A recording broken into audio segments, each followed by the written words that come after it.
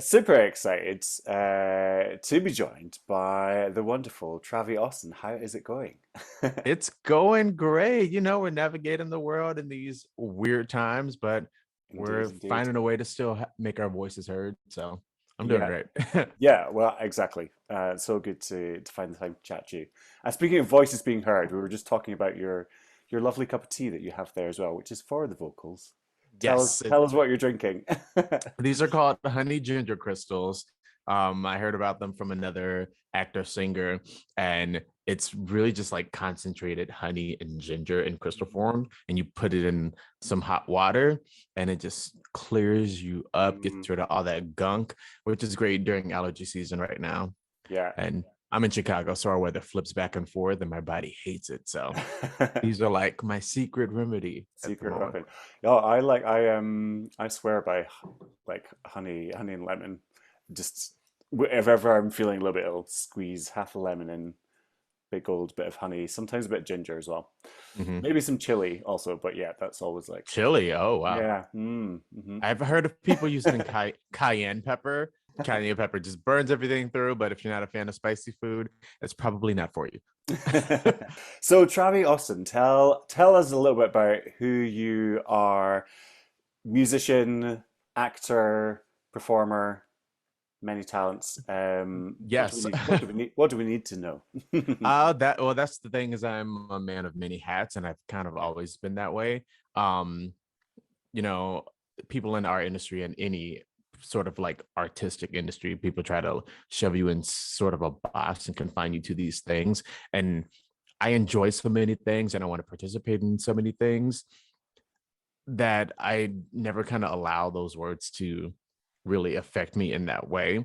Like I'm a short black queer person, so I'm used to being told no a lot anyway. So I just never let the no's get in my way.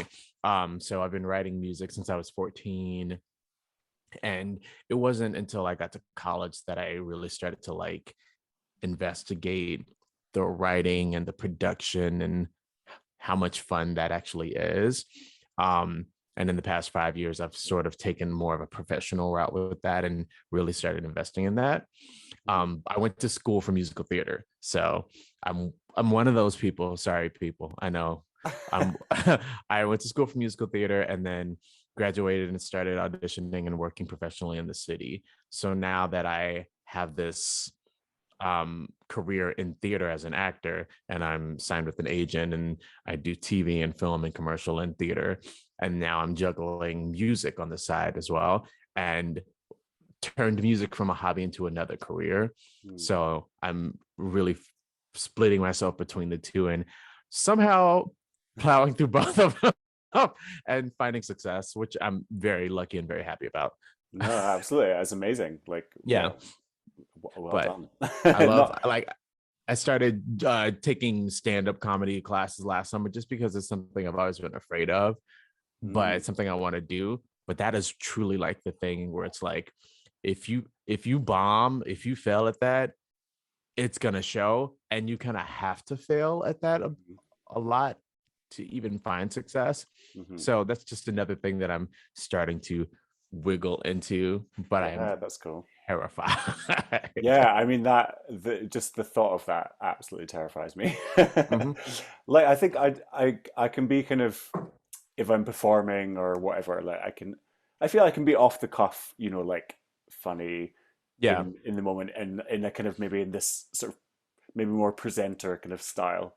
But the thought of like actually having to stand up in the purpose that I'm being funny, Yeah. it seems terrifying. So what sort of stuff do you learn? So do you say you're studying it just now? Is that what you said? Or Yeah, I graduated from the Second City Conservatories, which if anyone doesn't know, they're like big, famous, iconic improv and sketch art schools based in Chicago. There's one in LA and there's one in Canada, but Chicago is the one. Tina Fey, everybody studied okay, there. yeah. Um, I graduated from there and did improv for a long time, and I've started taking stand up there.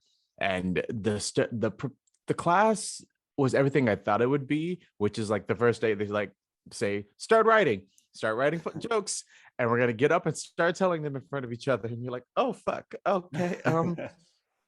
I thought there was gonna be more like a this is what the structure should be, but they teach you immediately that you get up and start making jokes and fail. And that's what the learning process is start writing what you think is funny, draw from your personal experience.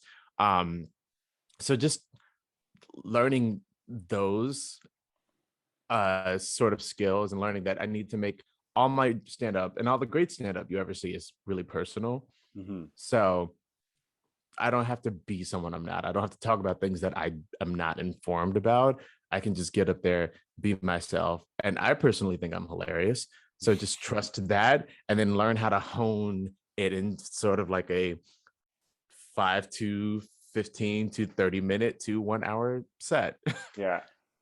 So it's like, so storytelling, I guess, is kind of part of Yeah. it as well, right? Yeah. Yeah. It's storytelling with punchlines, Yeah. essentially. Yeah. Like easier said than done, I totally imagine. Yeah. Oh, I mean, if you're good at making up metaphors and analogies, it's perfect. I did a whole bit like comparing navigating the gay bars in Chicago to like being inside of a dragon fruit because Okay. gay bar is big and pink and colorful like a dragon fruit, but in the inside of it, it's like mostly white with little black seeds, and I'm like, that's me in a gay bar. Great. Yeah. Finding those type of analogies Yeah. and Love it. taking them around with it. Yeah. And does that like influence your songwriting as well? Because I feel like you're not afraid in your songs to kind of have a bit of humor in there as well, and kind of like like you've got quite fun stuff as well. Like and Yeah, I I mean that as an absolute compliment because I think it's great to have that in songs.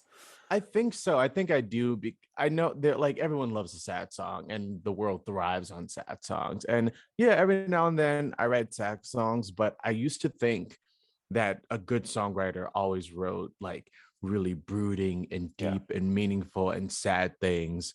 And that's not really the type of person I am in Mm. general. I tend to be like more happy, more outgoing, more like out there. And I want that to show in my music. So I every now and then I'll still write a sad song, but most of the time I want to write something that people can have fun with. Mm. Like you have to be in the mood for a sad song, Yeah. but a fun song you can just kind of always have on. And yeah, it's a pick me up. It's clever, and like I want to put in punchlines and puns, and they're not always gonna land because that's how comedy is. But Yeah. I want to make sure that I am always present in my songs, Mm. and I would rather wake up and hear something upbeat and joke jocular. That's not a word. Comical. So yeah, I try to incorporate that into my music as much as possible.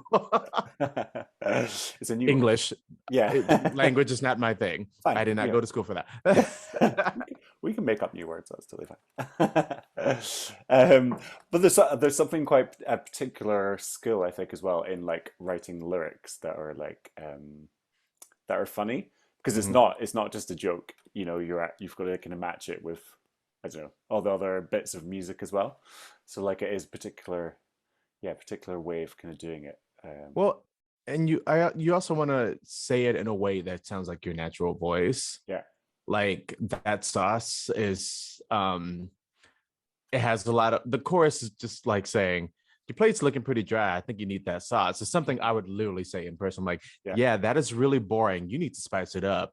Is the plain way of saying what I just said. It's like your plate looking pretty dry. I think you need that sauce. And things like I don't work for free. I think I say that every single day. So like I want to, always kind of make sure that the songs are showing what I would actually say Yeah. or reflect who I am. No, that and it's amazing. Like you're achieving that for sure. And is that where like that sauce that we came from, like from those lines? Did it start there, or was it a sort of Yeah, original idea?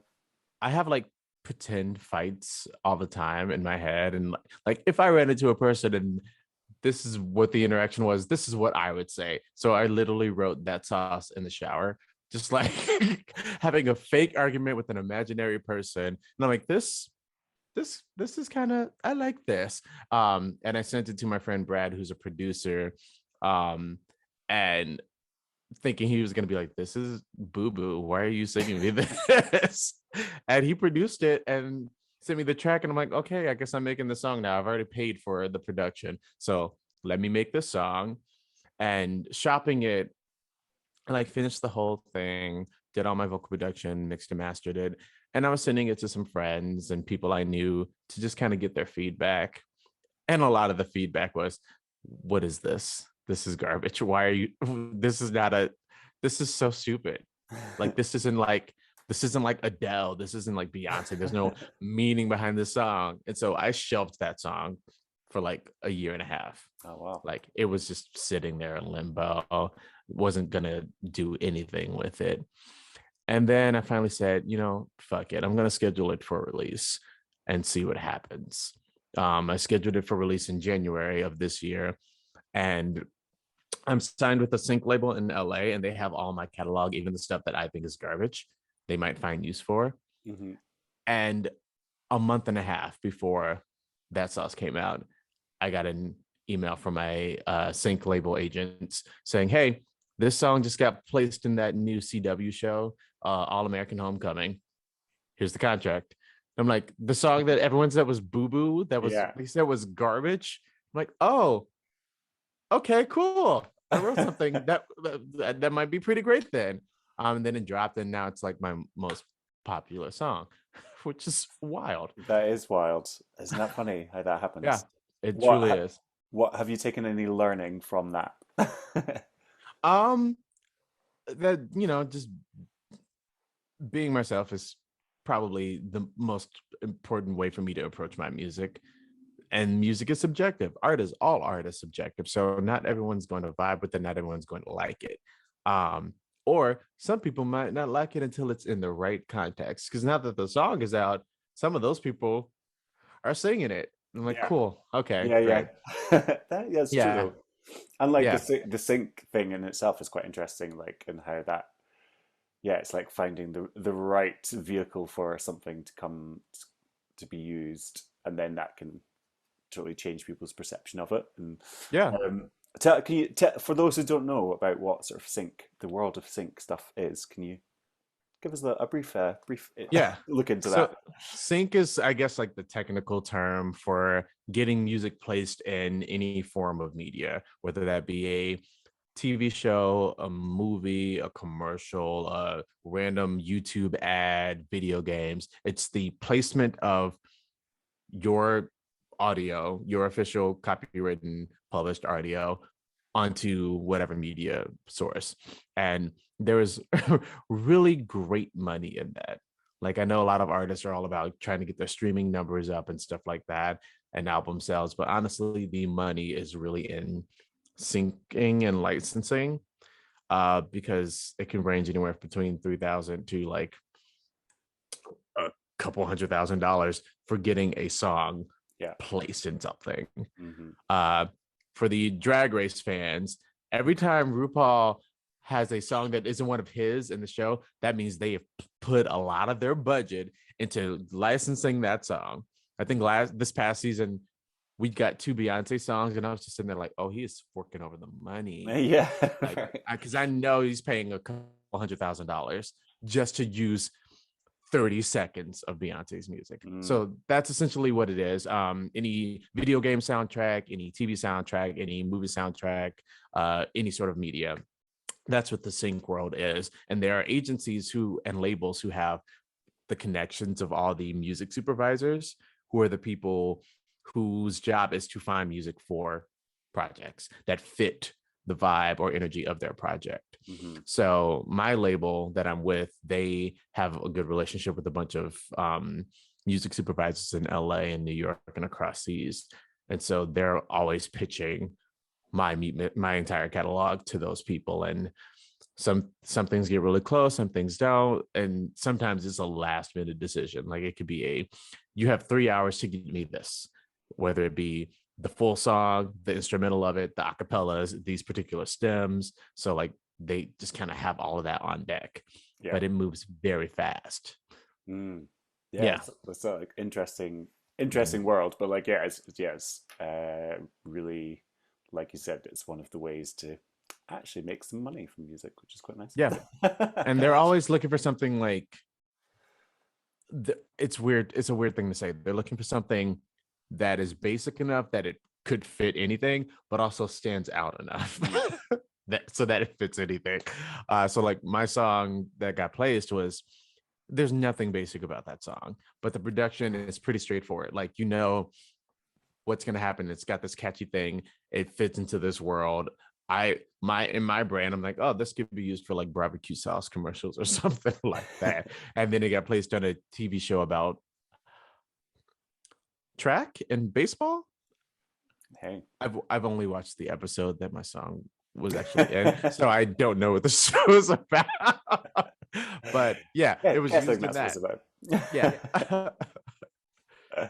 Great. Well, that's funny. And don't call yourself basic. You're definitely not basic. Oh. I try Absolutely not to not. be. So, you mentioned your producer there, I think Brad is what you said. Yeah. But I was just Yeah. wondering, are there any other kind of key figures in your musical journey that have really kind of inspired you or helped you along the way?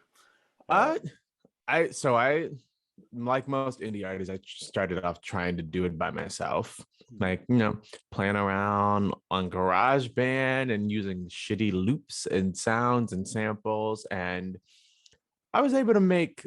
I learned enough where I started to be able to make stuff that sounded decent, but I've learned I am not a music producer. Let me rephrase that. I am a music producer. I don't like being a music producer for my stuff. That's not necessarily what I want. I love the vocal production process. I love the editing, the mixing, the mastering of the vocals and adding the layers, planning out the stacks, where they are, all of that. That is my jam. So my friend Brad has been a producer. He graduated from Columbia, and he was actually I met him at Second City. He was the one that introduced me to the music improv program and the music conservatory there.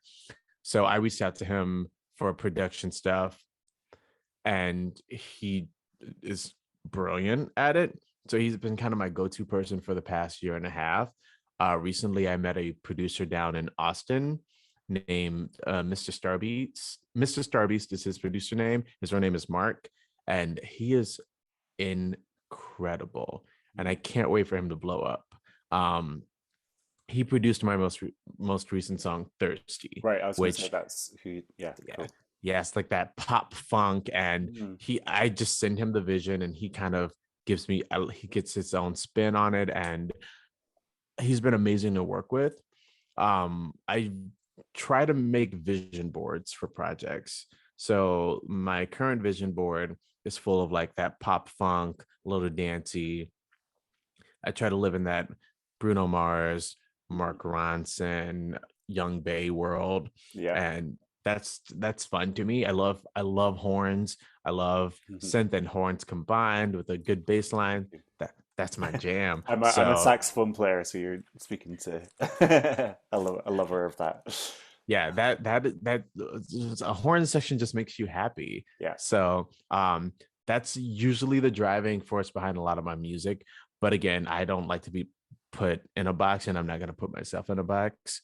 So every now and then I'll jump out of that and just do some dance pop, or I'll do some alternative R&B, or I'll jump and start rapping on the track, like the collab I did with TYB and Jackson. Cut me a check. I just wanted to spit some bars for a bit. I don't call myself a established rapper, but I got some flow. So Absolutely.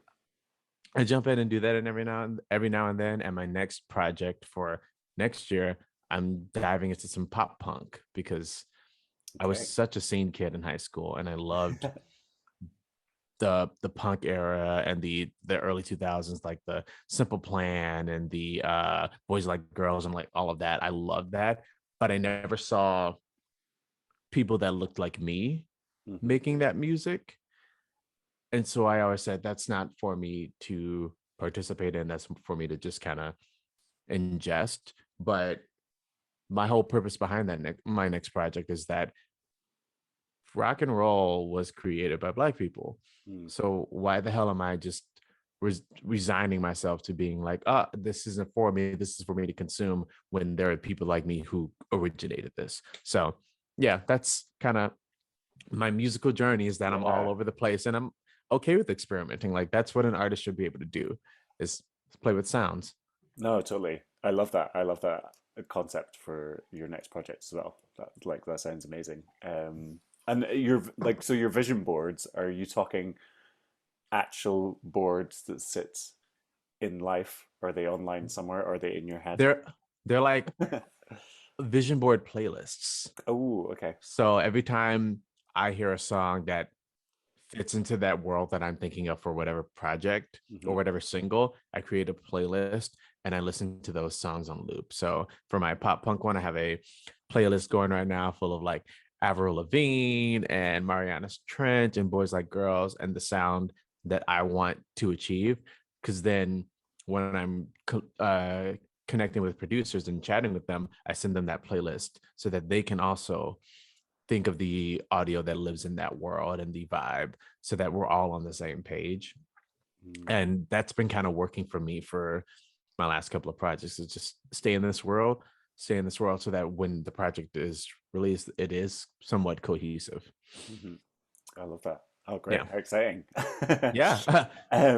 And we've spoken about a couple of your tracks, Ed, so that's Austin Thirsty. So we will hear them in the podcast episode as well. But yeah, is there anything else on in the pipeline, music, or maybe in the acting world as well, or maybe in the comedy world that we should the be keeping an eye out for?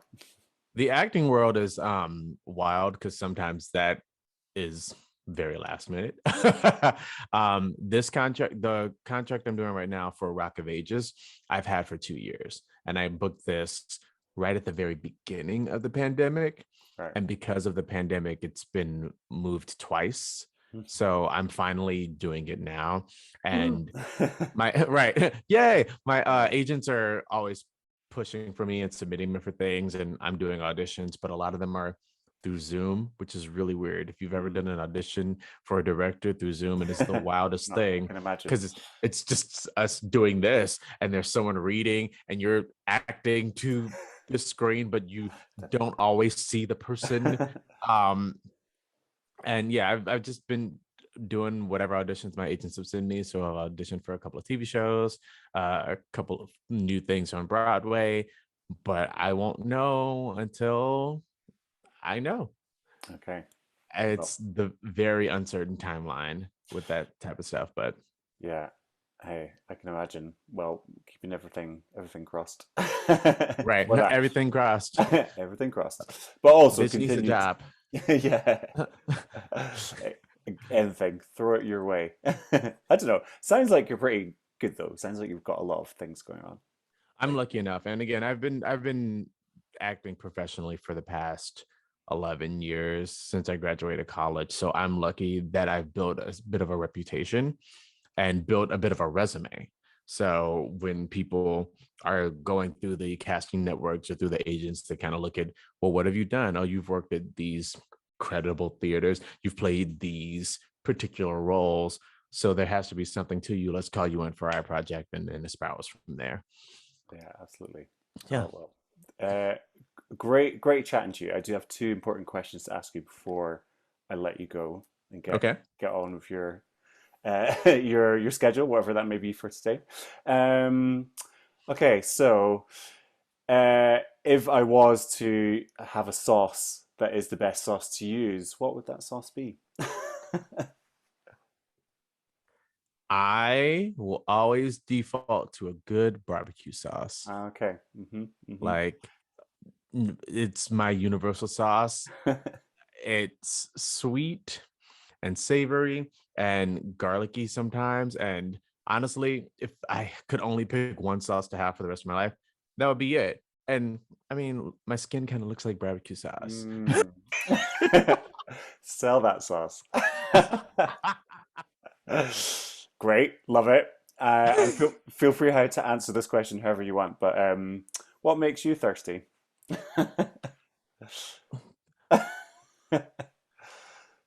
um, Men. and Right. and I say that in the broad sense. Like, I don't have a type. I have tasted every type of man, shade, Spoons and size, flipping. height, all of it. I have had a little bit of every type of man, and I'm always thirsty for more.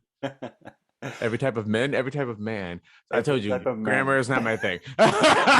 Every type of man. Well, sometimes it goes out the window when one is in thirst. Thirsty. Exactly. Exactly. Who needs language there? That's all good. Yeah. It's universally understood. A Yeah. thirst trap, someone thirsting is, I think, a universal thing. So Well, thank you so much for coming to chat to me and giving us insight into all that you do, and look forward to seeing all that comes next for you as well. And thank you. yeah, well, hopefully we'll meet in real life somewhere as well. Oh yeah, I'm definitely gonna head over to the UK. I need to Get get out yourself of, to London. yeah, I got to get out of the US for a bit. A, a good escape. Yeah, So yeah, I'll pay you a visit. yeah. Please do bring some barbecue sauce. Always. All right. Thanks, Travie. Have a good one. Thank you. Bye.